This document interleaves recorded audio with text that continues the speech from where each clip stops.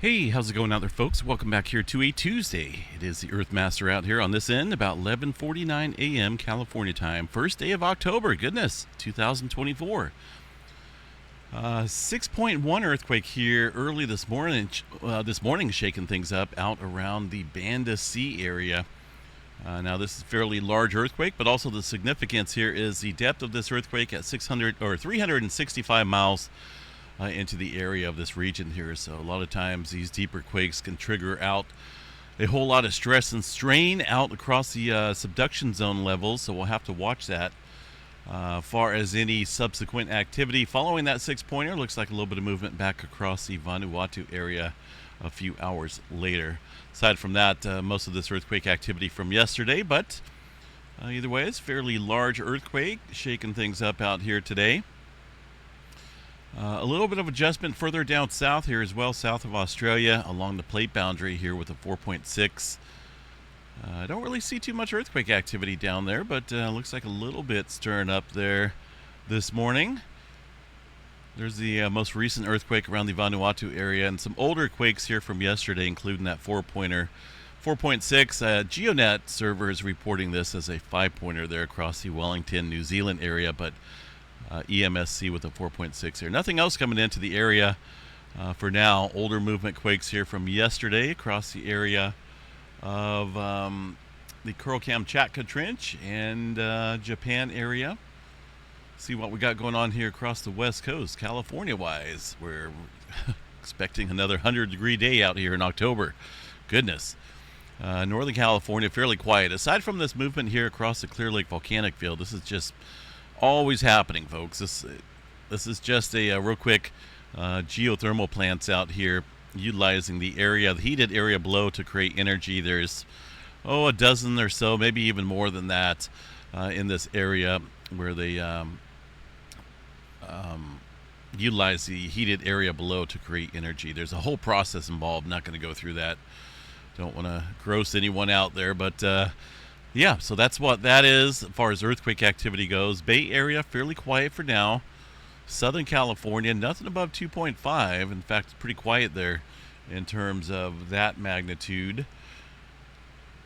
And most of the activity out here today, relatively scattered, I would say. Nothing major going on. No major earthquake swarm. No major unusual activity here for now. But remember, these things come and go in waves out here as we work our way around the plate boundary in terms of pressure gradients. It normally tends to work its way southward, and then it will adjust accordingly further up north. And most of our movement, if you look here, has been on the south side of the equator area here. Pacific Plate.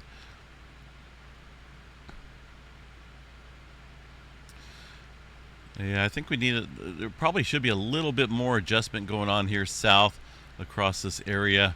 And well, it's been pretty active out here across the Middle America Trench, goodness, and South America lately.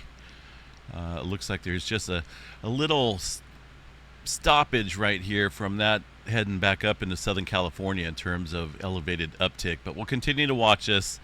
Like I say, it comes in little wave patterns out here, where California will be quiet for a few days and then start kicking back up with broad-scale activity. So similar to what we've seen here a couple days back when we had a bunch of threes scattered out and about all over the place here in Southern California. So for now, just microquake activity.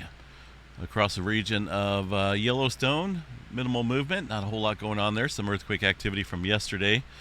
Up into the Pacific Northwest, let's see, 1.9 there on the Washington fault, or the Seattle fault, excuse me. That area has had a little bit of earthquake activity here recently. And this region is very capable of producing I think they said about a mid-7. And it's been a little while since they've seen any full-scale rupture out here across this area of Seattle. It goes directly underneath this region. Some of these earthquakes there are fairly deep as well, so keep an eye on the Seattle area. Got about 12 earthquakes or so. In the total tally, the largest one going to be a 3-pointer from the 29th time period. Oil fields in Texas still getting hit out here. I mean, it's just nothing new. That's the way it is and the way it's going to be here for the foreseeable future. A lot of oil fields out there, fracking operations, wastewater disposal ponds and injection sites, and it's always getting hit with earthquake activity. Let's just give a quick glance here at total tally in these oil fields for Texas. 562 earthquakes. That's actually fairly minimal. I've seen months in the past here where we're talking about earthquakes in the thousands in these oil fields alone. So it's actually been somewhat minimal in terms of earthquake activity out here. Crazy to think that, but yeah. Oklahoma, about the same. Really nothing major going on up there. New Madrid seismic zone. One earthquake here from yesterday, 1.3. A little bit of movement here across the Tennessee area as well with a 2.1. Can't help but think of some of that floodwater activity could activate some of these older faults that are out here. You never know. Good possibility. But anyway, hopefully everyone's trying to put everything together out here from the recent tropical issue. We'll check out the tropics here towards the end of this video. As far as anything else worldwide goes, let's see here. We had that 6.1 this morning. And another previous earthquake here. Looks like a 5-pointer into the Tonga area. So following this deeper activity this morning in the Banda Sea area, getting some back building up here across this area of the plate boundary, which is pretty common. It's like a whole cycle. It's almost, these deeper quakes tend to kick up a earthquake life cycle out here in terms of movement. Pretty much gets the ball rolling when we see these deeper quakes. So I expect things to be on the uptick here across the area. Hawaii, nothing major going on up there for now. Some scattered activity up around the Kilauea volcano crater area. Let's go check out the Kilauea volcano here real quick, see what's going on. Forgot to check this last night, so we'll just see what's going on here. The volcano is still sitting at a yellow and advisory. Nothing major going on there for now. And a look at the seismograph station. There's some of those earthquakes popping up here in the last 12 hours. Really nothing big. I don't see anything of any concern right now. Of course, we had that most recent fissure eruption there across the Middle East Rift Zone. There was an event yesterday, created a fairly large downward spike here. I believe that was associated with one of the earthquakes here yesterday at the summit area. I'm not for sure exactly what caused that. I don't know if it's a technical issue or what. But normally we'll see something like that take place prior to any magma displacement like we've seen back in the early in September, middle of September, I should say, when we lost that volume magma from the summit to the Middle East Rift Zone. But this one didn't do anything here on the charts, just a weird downward spike. Overall trend, though, fairly stationary in terms of inflation there across the volcano area of Kilauea. Rest of the world out here, crazy stuff going on out here in terms of other topics, but try not to cover that on this channel. Try to stick to Earth-related events out here. Alaska, typical movement up there. Really nothing of any major concern in terms of 2.5 and above. Fairly quiet looking. We got another earthquake out there in Seattle, right? 1049. Look at that. A 3.0 coming in here. I was just chatting about this, and sure enough, we get another earthquake into this area as I doing the update here. Yeah, it's a little interesting here. It's definitely getting busy. Got to watch that. Let me check historical data out here and see what we got for larger scale activity on that area. I don't know if it's going to be listed here in the earthquake catalog book or not from the USGS, but I'm just kind of curious. I took off the faults there, see? So we'll just cover this little area around the Seattle Fault. 4.5 and above in this area. Yeah, see, they don't show on here the full potential quake, which is up in the 7 range, but they do show a number of earthquakes out here of large magnitudes off of the Seattle Fault, specifically here on the Seattle Fault. 4.9, 1997, eastern area here, 4.5, 5.0. But yeah, look at that 6-pointer back in 1939. Again, that's associated with one of these other faults down south here.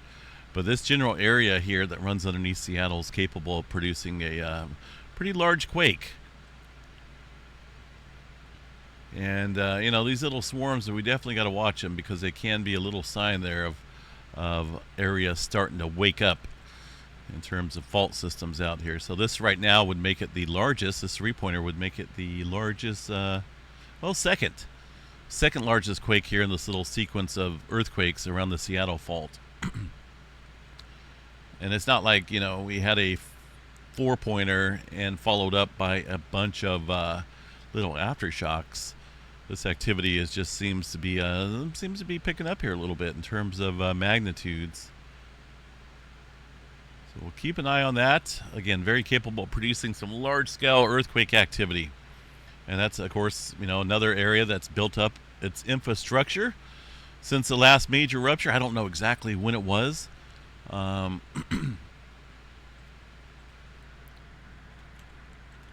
Let's check this out real quick, see if we got any information on that from Google here. Seattle Fault.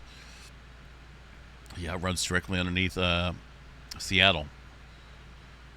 Last earthquake. Look when the last earthquake was. No wonder. 900 common era time. So a lot of time has passed here since we've had a rupture on that. It's a thrust fault. So those are the fault systems that can see the most powerful of earthquakes, and in terms of felt at the surface level as well. So the Seattle Fault is a zone of multiple shallow east-west thrust faults that cross the Puget Sound lowland and through Seattle. The Seattle Fault was first recognized as a significant seismic hazard back in 1992, when a set of reports showed that about 1,100 years ago, it was the scene of a major earthquake of about magnitude 7. So obviously there, and most likely due to an earthquake of magnitude 7 or greater on the Seattle Fault. So a lot of time has passed there, over 1,000 years there of geological stress.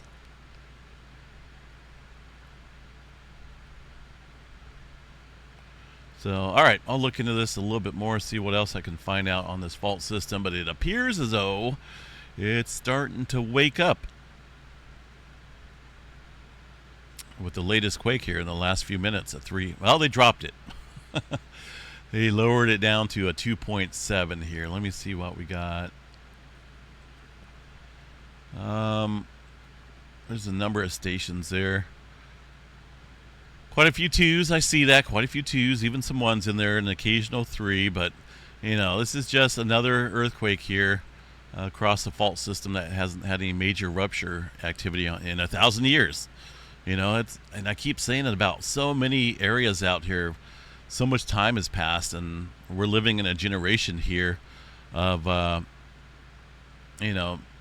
massive infrastructure building up, communication systems all up.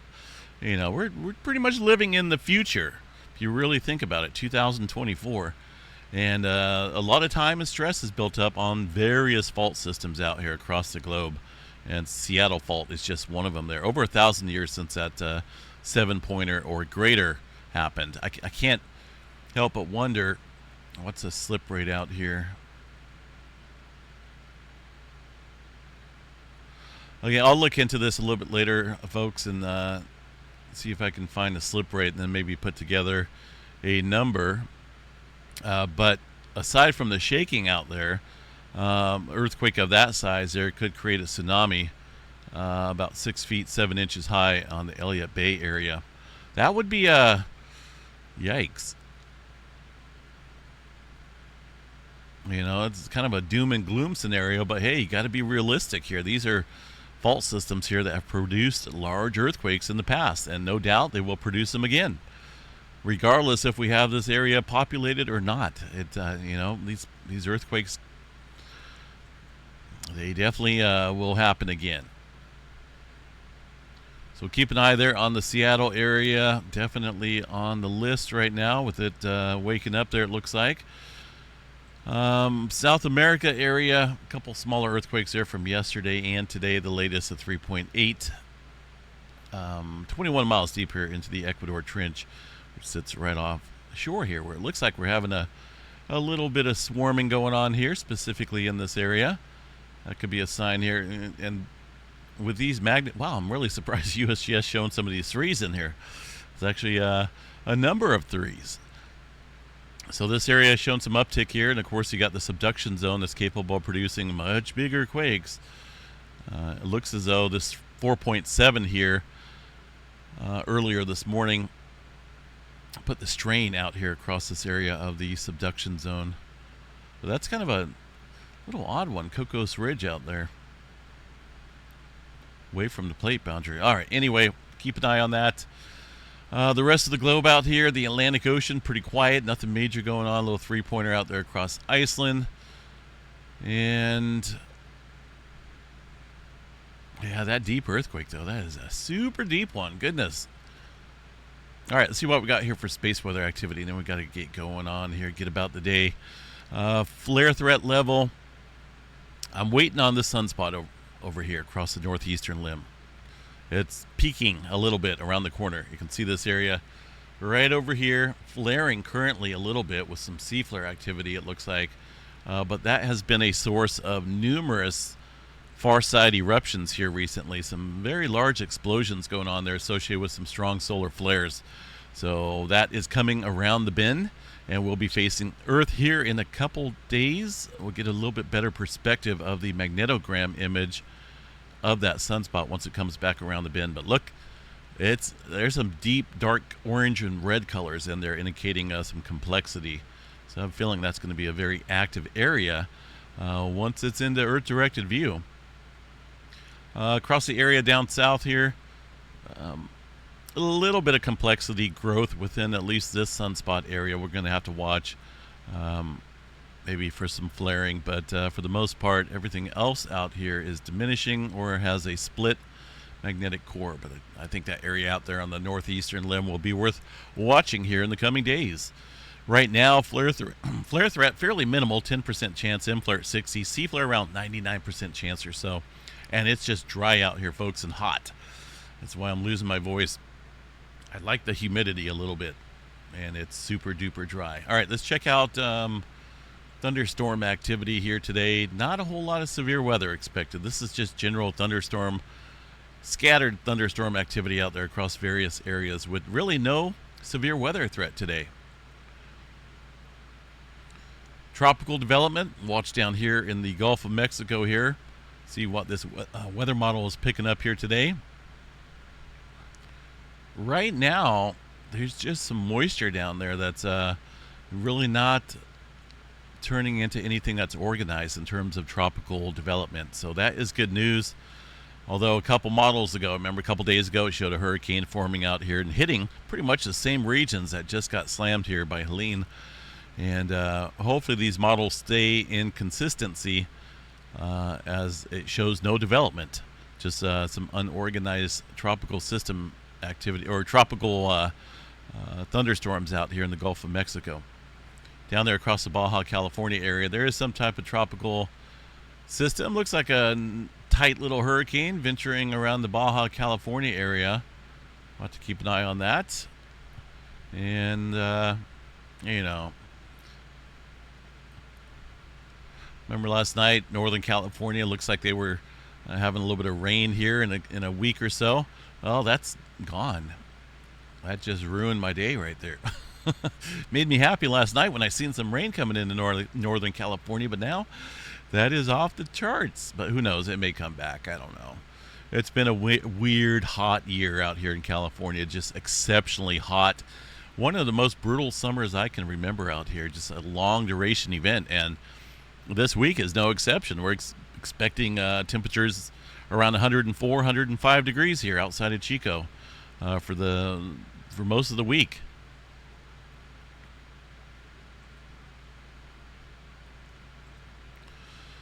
All right, I'm going to back out of here. I'll have a little bit more information here on the Seattle fault a little bit later on in tonight's update. I want to see what the slip rate, accumulated slip rate, is out here, because if 1,000 years has passed, that's a lot of time for a fault system here. Even if it's got a very low slip rate, it's a thrust fault, a series of thrust faults out here. 1,000 years of accumulated slip rate strain could be pointing towards something bigger happening out here.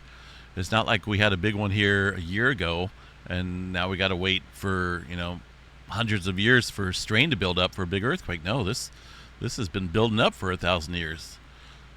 So we'll keep an eye on that, folks. 2.7.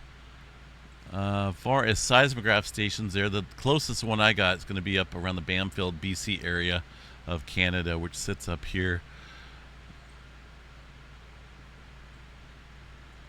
All right. Have a good one, folks. Tuesday, we'll catch you guys out here a little bit later on this evening, unless something major happens. Have a good, safe day.